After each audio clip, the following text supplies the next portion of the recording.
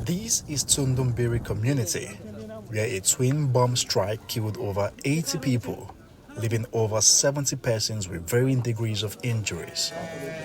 The devastating effects of the blast is evident, with burnt valuables and clothes of the deceased littered everywhere.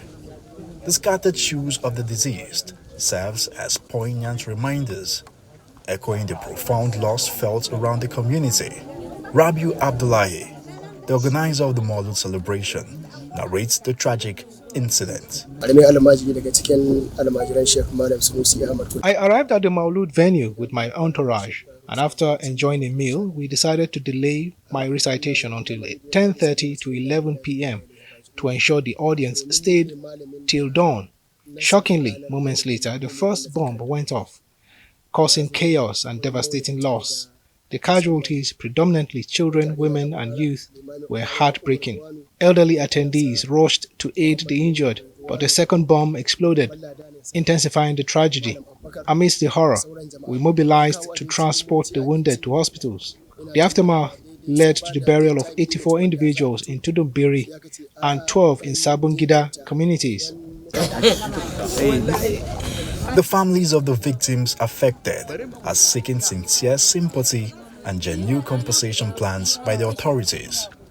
Describing the incident, they lament that their promising young leaders of tomorrow have been tragically wiped out for no fault of theirs. The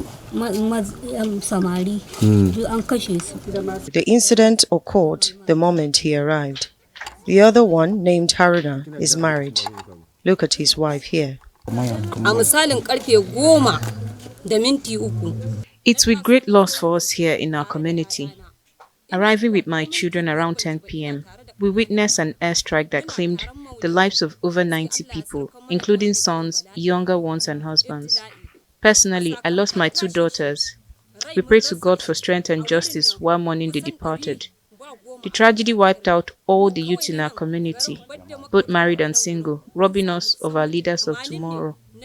How are we going to cope with life now, with this kind of pain that has inflicted on us? We appeal to the government for sympathy and compensation. Emerging from my house through the passage, the sight that greeted me was a landscape of lifeless bodies. The young boys of our community lay scattered, victims of the blast. Some houses witnessed the tragic demise of 6 individuals, while others suffered losses of more than 10 lives. The magnitude of the tragedy could have been even greater if everyone in the community had gathered for the Maulud celebration. Meanwhile, the Deputy Governor of Kaduna State has led a government delegation to Tsundumbiri for condolence, assuring victims of the state's support. We pray that Allah in His grace will continue to protect us and that this incident, by His grace, will never happen again in the life of Kaduna State and the country at large.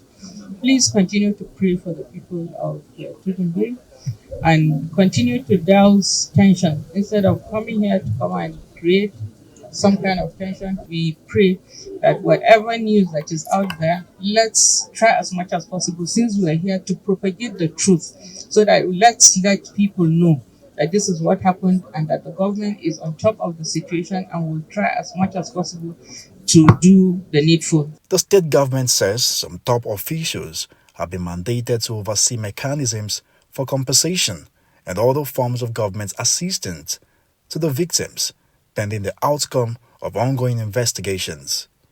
Pledges have been made by several government institutions.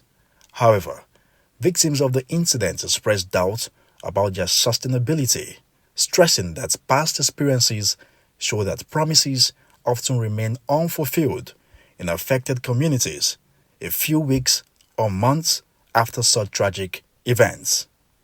Nisi Gabriel, Arise News, Kaduna.